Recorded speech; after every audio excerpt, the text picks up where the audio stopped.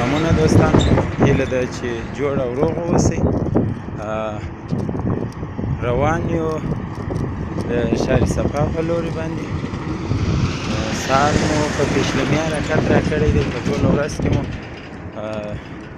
یو نیم ساعت نه تر 2 ساعته پورې دمه کړې ده او اوس هم روان یو. او روژه مات مو د سړک په سر په اوبو او کیکانو وکړ، نو تر اوسه پورې انټرنیټ کار هم نه کوی. نو روان یم، ملګري وغږېد ته مخته دي او دا دې خیبر صاحب او د نور ملګري هم روان دي. بخښنه غواړم، تصویر یې ځکه تیارې کړی چې شپه ده، شی نه معلومیږي. بس ملګري را روان دي، یو څه شاته دي، یو څه مخته دي، داسې ټول روان دي.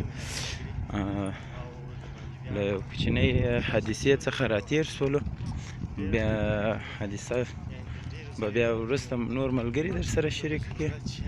نو حادثه چې څنګه حادثه وه هغه نور ملګري بیا در سره شریکوي.